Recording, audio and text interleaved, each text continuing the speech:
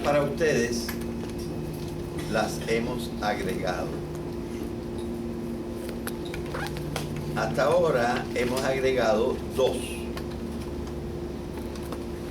Esas 2 cosas que hemos agregado son una lista de los tipos de moral que hay, de los tipos de moral o ética que hay. Yo creo que en esta clase yo llegué a explicar como 6, dar una idea de como 6. En este momento eso no está en la página del profesor. Ahora yo estaba tratando de ponerla, pero no traje mis jump drives. Y entonces la tengo que buscar en mi otra computadora. Por lo menos esa parte la voy a volver a poner. Estuvo una vez. Pero lo que pasa es que es tan explicativa que yo tenía un poco el miedo de que alguien simplemente la copiara y eso no sirve. En todo caso hay que comentarla. Pero como algunos pudieran no haber asistido a la clase, pues la voy a... Este pedazo, aquí yo tengo todo el examen de Cícero.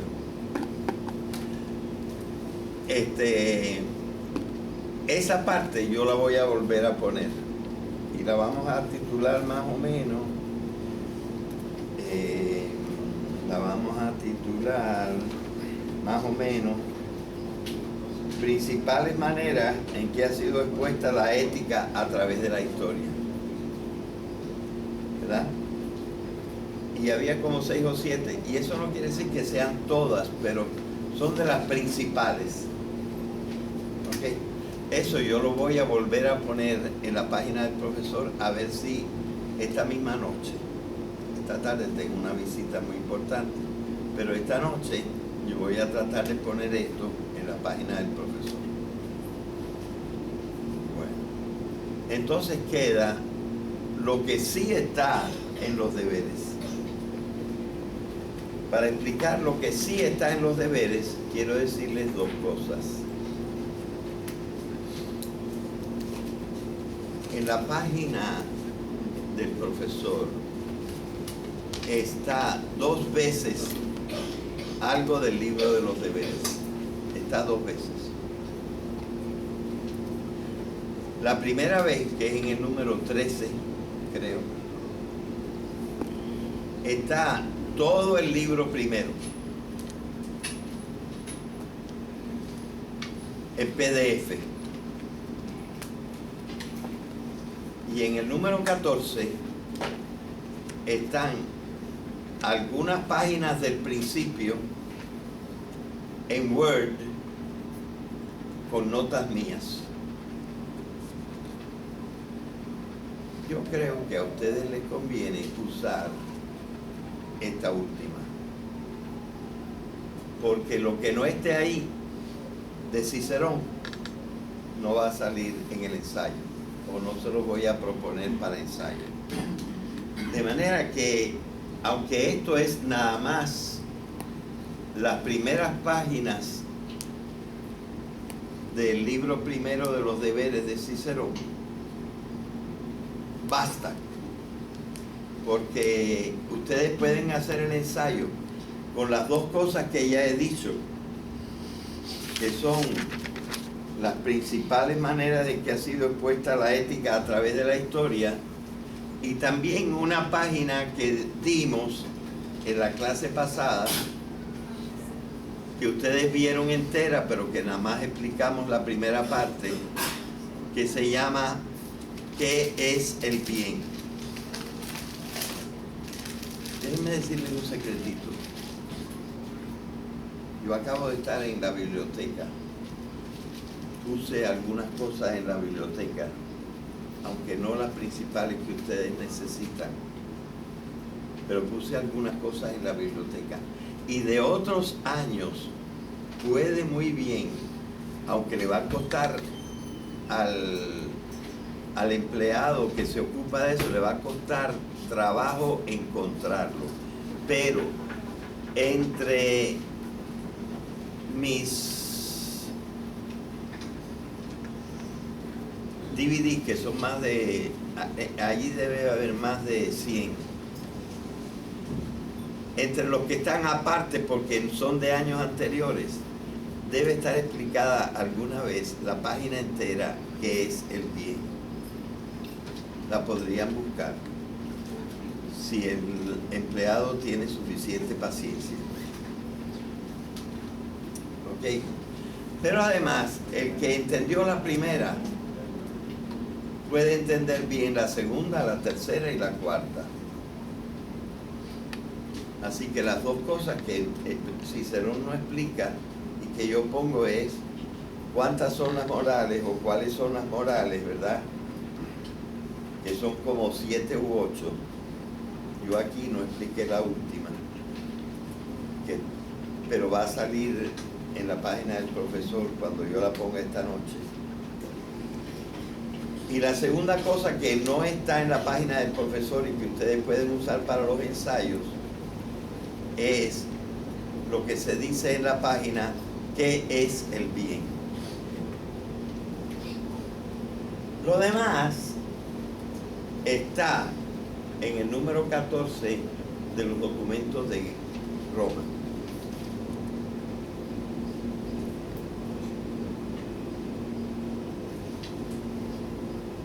Todavía una pequeña explicación. Los antiguos dividían los libros en libros. Ahora nosotros dividimos los libros en capítulos. Pero es que ellos a los libros los llamaban obras.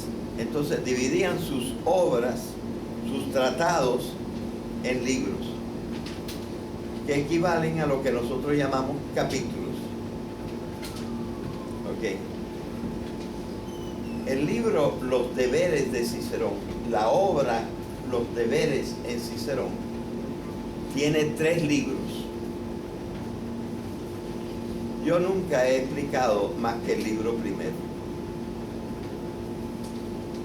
Y está en este año solamente una partecita chiquita del libro primero. Así que lo que está en PDF es el libro primero de los deberes de Cicerón. Pero es lo que hay, ¿verdad? Ok. Una segunda observación. Cicerón escribió este libro en el último año de su vida y huyendo. Por lo tanto, lo escribió a la carrera y sin tener mucho tiempo de revisarlo. Así que hay una partecita del libro de Cicerón y precisamente de las páginas que yo he puesto ahí, que la verdad que no se entienden bien. ¿Y qué hice yo? Pues en las notas de mi traducción de Cicerón las puse, las corregí en las notas.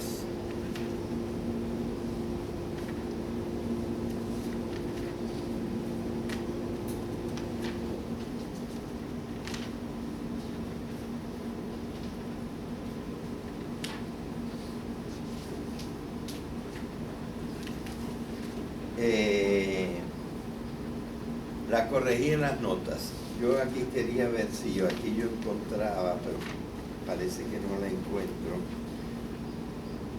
¿Qué número? Porque el libro de Cicerón está anotado con números y yo les podría decir, si lo encontrara, qué números están confusos y están entonces explicados en notas en parte. Pero ahora no lo encuentro.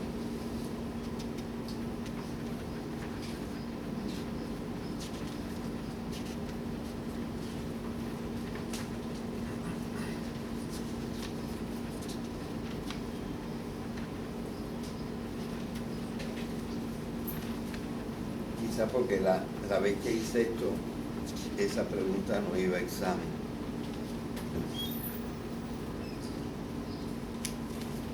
Pero cuando ustedes lo lean se van a dar cuenta, porque dice ahí que yo estoy corrigiendo. Se trata de la definición y división de la ética, de los deberes. A la ética él lo llaman los deberes. Yo creo que el otro día yo expliqué por qué. Ya estás tomando, ¿verdad? Claro que sí. Yo expliqué por qué lo llaman los deberes. Porque officis quiere decir lo que está ahí para hacer. La ética es cuestión de hacer cosas, de acción, como vamos a ver en el día de hoy. Y por eso se llama de officis.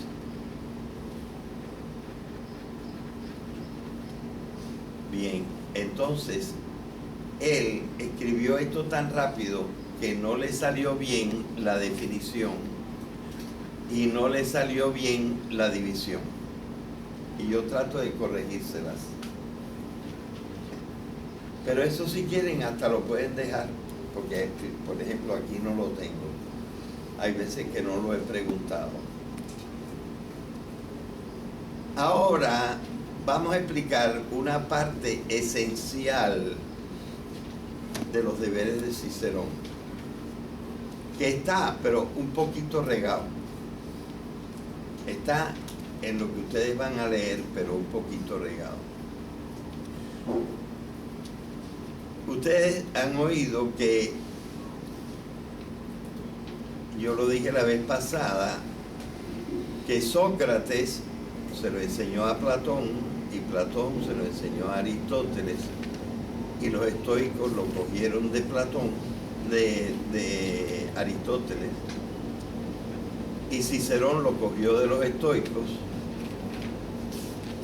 que la ética se divide en 4 excelencias que debe tener la acción del hombre.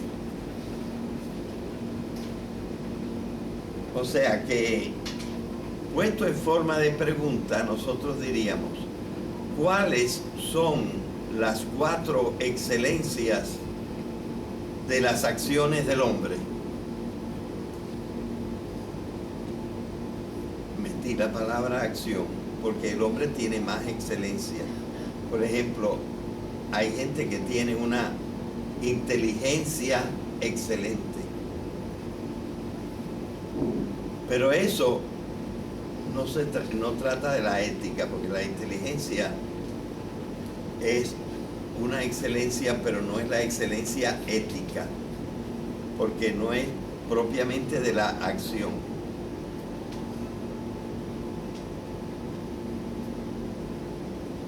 Y lo mismo pasa con los sentimientos. Hay gente que tiene unos sentimientos preciosos y muy bonitos y buenos, pero esa no es una bondad ética, es una bondad del ser humano, pero no es la ética, porque la excelencia ética es la excelencia de las acciones. Acciones, principalmente.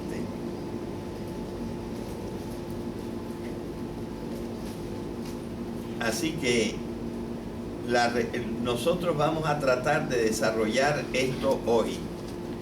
¿Cuáles son las 4 excelencias de las acciones humanas?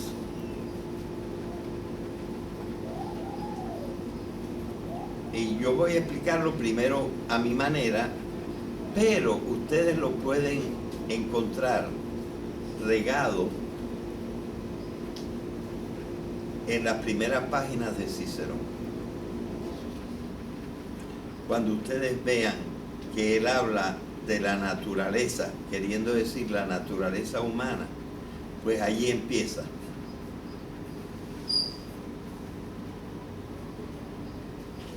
Nosotros somos animales. pero no somos cualquier animal.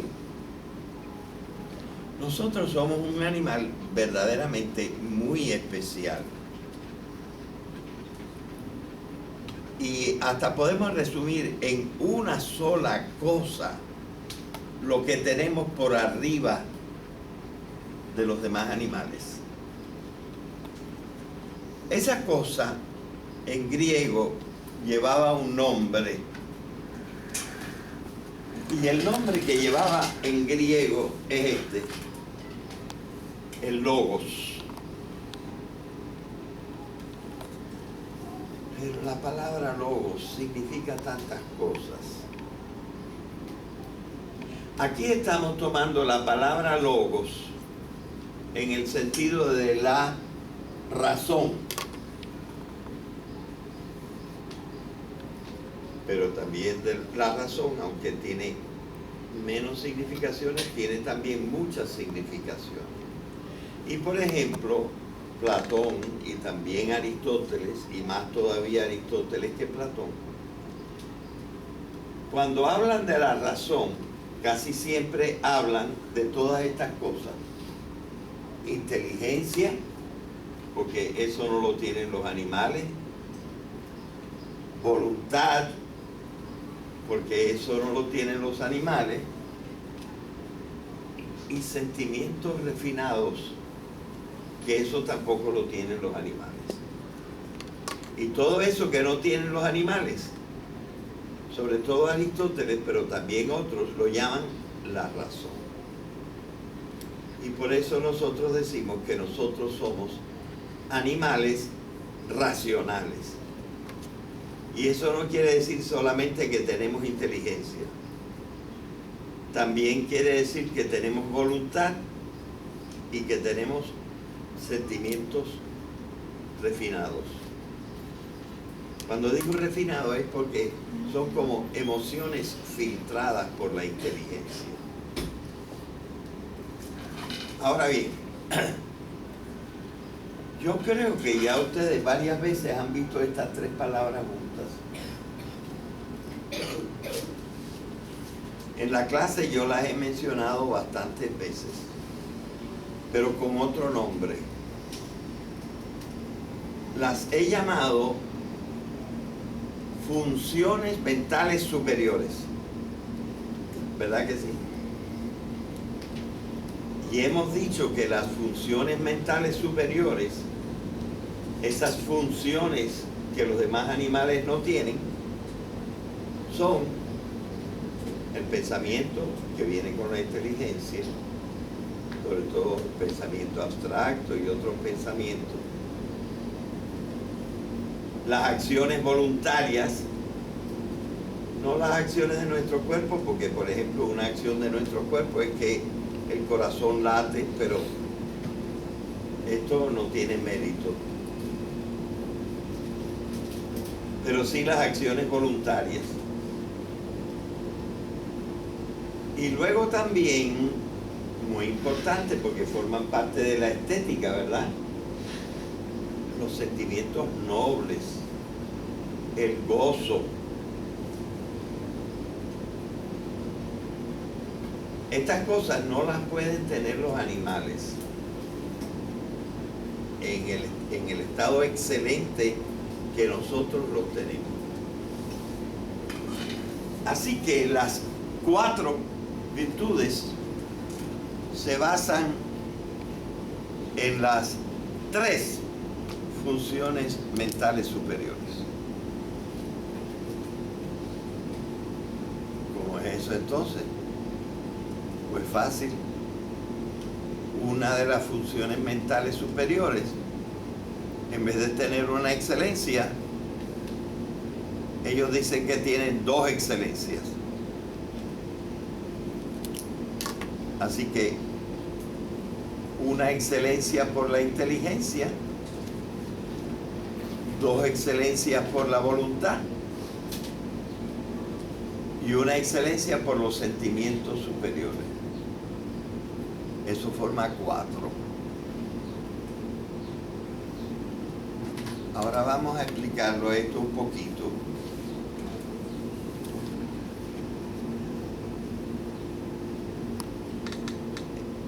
los nombres de las excelencias, de las 4 excelencias que le dieron Sócrates, Platón, Aristóteles, los estoicos, Cicerón y varios otros, las 4 excelencias son las siguientes. La que tiene que ver con la inteligencia se llama la prudencia. Las 2 que tienen que ver con la voluntad se llaman, una, la justicia,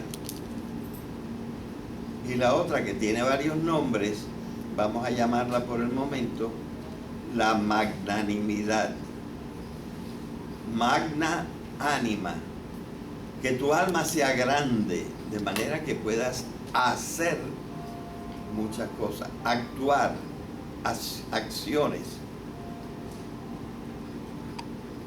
Así que hay 2 excelencias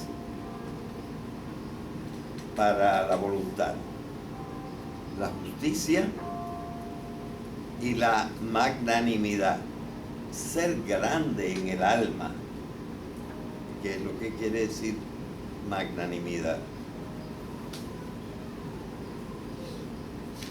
Ahora, de todas las funciones mentales superiores, ¿cuál es la que más relacionada está con el cuerpo? ¿La inteligencia, la voluntad o los sentimientos?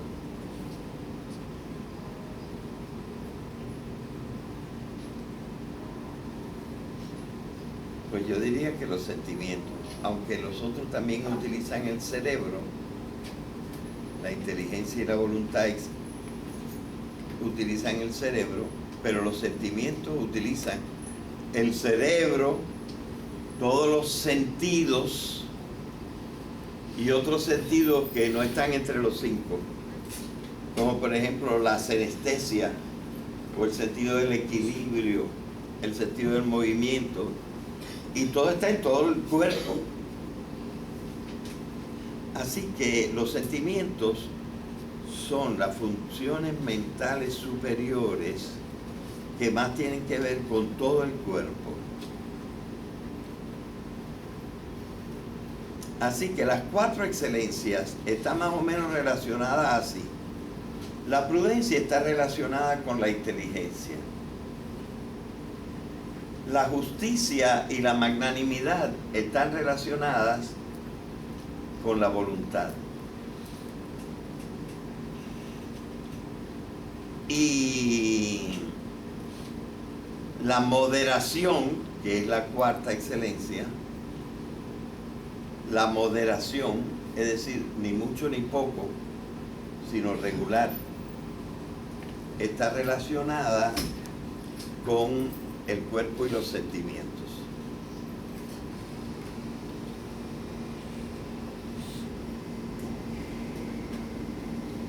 Y por eso son 4. Ahora, el hombre, además de la excelencia, tiene otras cosas.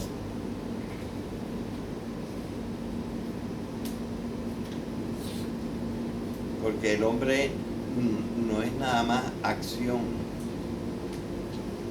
El hombre hace otras cosas que no son acción. Y esas cosas, más las 4 excelencias, son la naturaleza humana. Naturaleza es una manera de decir lo que el hombre es. El hombre es un animal, pero este animal tiene inteligencia, tiene voluntad y tiene sentimientos superiores.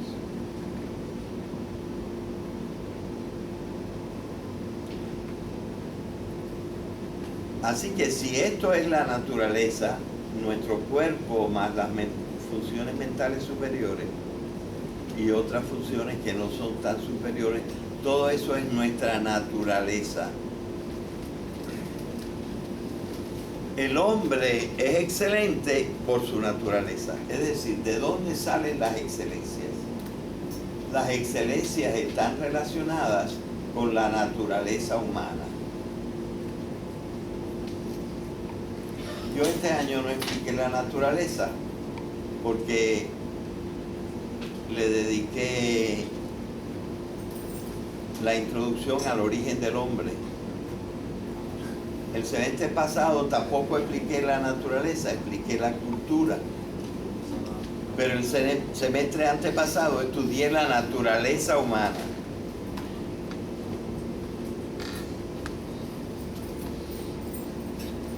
Bueno, entonces, esa moral que se refiere a las virtudes o excelencias del hombre, que nosotros explicamos como la 3 o la 4, ¿se acuerdan? Está allí. Esa es la moral de Cicerón.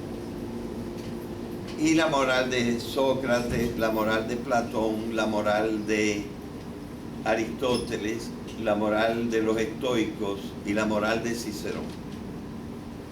Y de mucha otra gente también.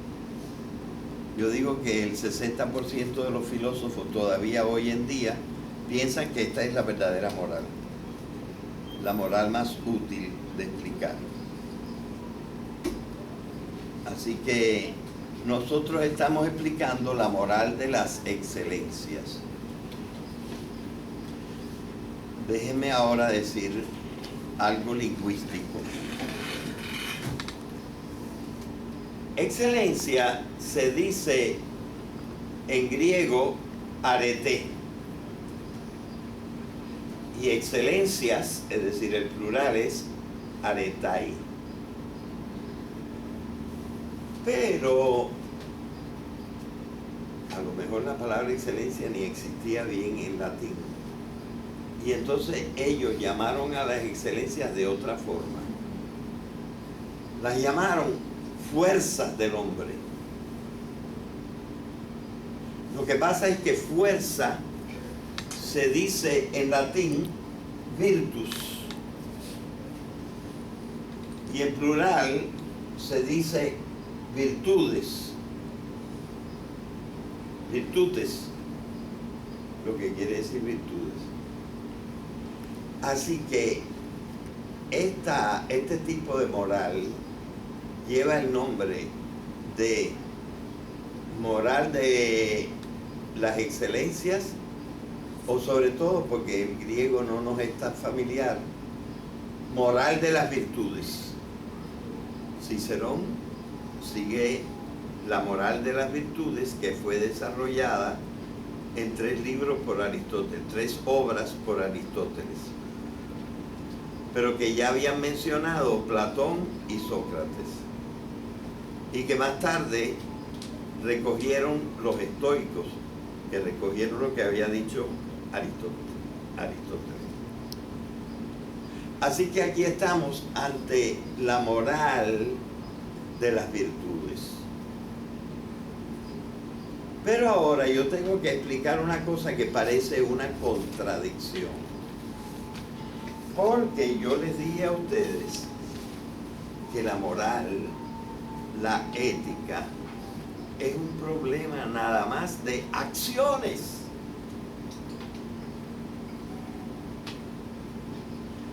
Lo que pasa es que entre las excelencias hay una que necesita 80% de la inteligencia y 20% de la acción voluntaria. O sea, necesita tanta inteligencia, tanto pensamiento, que a veces la llamamos la excelencia del pensamiento o la excelencia inteligente. Y ya yo di el nombre de esta excelencia inteligente. Excelencia moral, porque se necesita voluntad. Pero se necesita también tanta inteligencia que entonces la llamamos la excelencia que tiene que ver con la inteligencia. Y esta es la prudencia. En la prudencia es necesario conocer el mundo, conocer cómo es la gente, conocer cómo son los animales, conocer cómo son los fenómenos de la naturaleza. Por ejemplo, si estamos en invierno, y tienes que ser un poquito inteligente para saber si estamos en invierno, y vas a salir todo el día, te llevas por lo menos un jacket. Si no, es que no eres inteligente. Y tampoco, entonces no eres prudente. Entonces es tu responsabilidad si coges un resfriado, porque no te protegiste. Así que ustedes ven que aunque se necesita voluntad, y por eso es virtud moral, ética, porque la virtud moral o ética se ocupa de las acciones u operaciones u obras, pero necesita tanta inteligencia que tenemos que mencionarla. Y esta es la virtud o excelencia que se llama prudencia. Si tú vas con tu nene al zoológico, tú no lo dejas aproximarse completamente a la jaula de los tigres, y tú mismo tampoco te pones muy cerca. ¿Por qué? Porque el tigre con su pata puede coger entre los barrotes a lo mejor y te da un zarpazo y te hiere, y entonces tú tienes la culpa. No has sido prudente,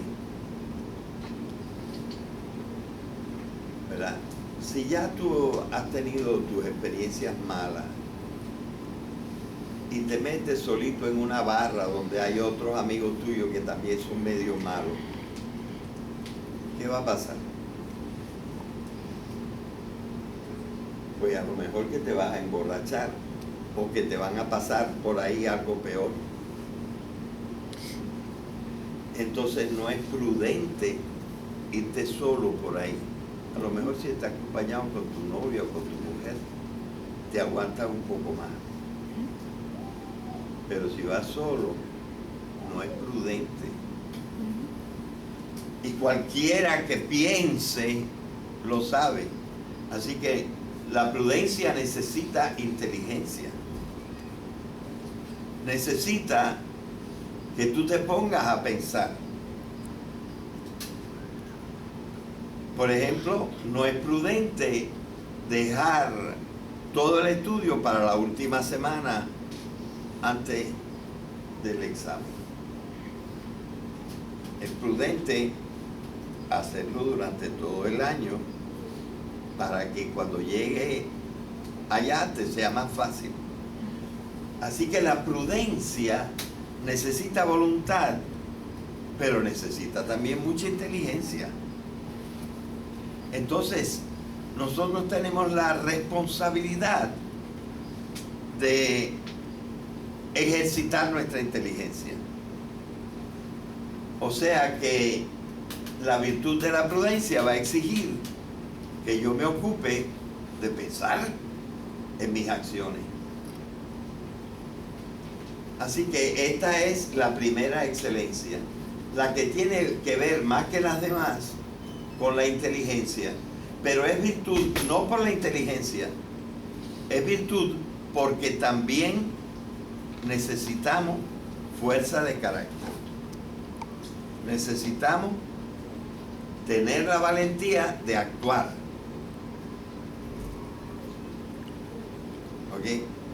Así que ya vemos por qué existe una primera virtud, que la llamamos la virtud inteligente. A veces incluso Cicerón la llama la sabiduría, aunque la sabiduría más bien una virtud intelectual. Cuando se usa para la acción se llama prudencia. Bien. Ahora, dije que la parte principal es la de la voluntad, porque la voluntad es la que tiene que ser buena o mala moralmente. Es la que puede ser buena o mala moralmente, la voluntad. ¿Y por qué la dividimos en dos? Porque el hombre quiere decir dos cosas: el individuo y la especie. Porque somos muchos los que somos seres humanos. Por eso nosotros necesitamos que nuestras acciones no echen a perder a nadie. No solamente no a nosotros, sino tampoco a los demás. Y esto es lo que se llama la justicia. La justicia es tener en cuenta a los demás. También se necesita inteligencia, pero no tanto como en la prudencia. Y por eso mucha gente no es justo. La justicia considera al hombre como especie, como sociedad. Y necesita que nadie se eche a perder. Así que es la del conjunto de los hombres, la virtud entre el conjunto de los hombres, la voluntad buena con respecto a todo el mundo. Y la otra parte de la excelencia moral es la magnanimidad. Yo estoy enamorado de la magnanimidad. Aunque todo el mundo dice, y Cicerón también, que la mayor de todas es la justicia, yo estoy enamorado de la magnanimidad. Uno de los nombres que recibe la magnanimidad es también la generosidad. Dicen, ¿quién va a hacer esto? ¡Oh! Ya yo estoy levantado. Es decir, yo me voluntarizo. Esta es la magnanimidad. Tú te ofreces. Si hay 8 personas en la playa y un niño ahí que se está medio ahogando, el que se tira es el más generoso, el que tiene el alma más grande. Fíjense que, ¿saben cómo lo llaman? Sobre todo la Iglesia Católica, ¿cómo llama a esta tercera virtud? La llama la virtud. Es decir, la fuerza. Y le pone por nombre la fortaleza. Una persona que tiene fortaleza es la que tiene esta tercera virtud. Su individualidad, él como individuo, él como persona, está siempre dispuesto a darse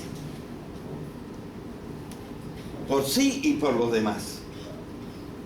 Entonces muestra que tiene una naturaleza bien rica. Y esta naturaleza bien rica se puede cultivar. Hay algunos que la cultivan más que otros. Y estos son los que llamamos magnánimos, generosos, fuertes. La fortaleza. Como individuo, como persona, eso es lo que me distingue. Que yo doy. Que yo reboso de vida y entrego todo lo que puedo. ¿Verdad? Así que ustedes ven que lo que tiene que ver con la voluntad se puede dividir en dos: el hombre como social y el hombre como persona, como individuo. Ahora bien, también los generosos tienen un problemita: que puedan caer exhaustos. porque quieren hacer tantas cosas que se cansan y hasta se pueden morir. Por eso es que se necesita la cuarta virtud,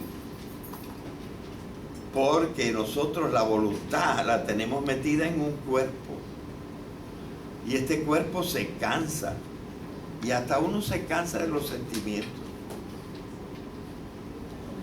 Entonces tú tienes que hacer lo que se puede. Uno tiene que moderarse. Hay una cosa, Aristóteles le dedica a la cuarta virtud más páginas que a todas las demás. Y le encanta decir esta frase, que es una frase que en latín es muy aristotélica. In medio stat virtus. En el medio de la cosa está la fortaleza. La fortaleza está en quedarse en el medio. No exagerar ni para mucho ni para poquito. Estudia, pero no estudies 18 horas. Porque hay otras cosas que hacer y porque se te va a cansar el cerebro. Haz ejercicio, pero no hagas ejercicio hasta el punto de que se te reviente el corazón. Come, pero come ni mucho ni poco, lo suficiente.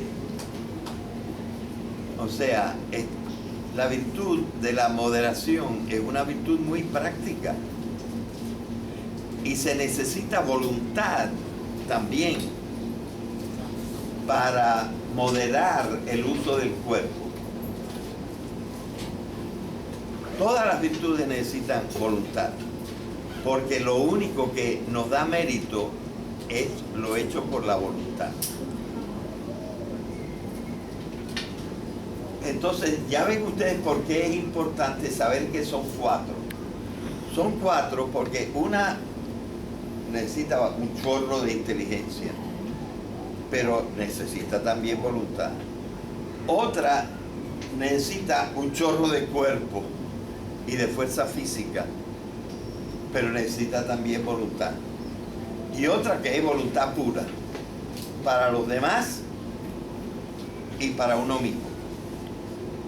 Por eso es doble la central, la de la voluntad. Creo que ya es la hora, ¿no? ¿Ah? Entonces, no he podido darle un redondeamiento, pero yo creo que voy a poner una cosa más en la página del profesor para que se puedan orientar. De todas maneras, ya esto me parece que se entendió.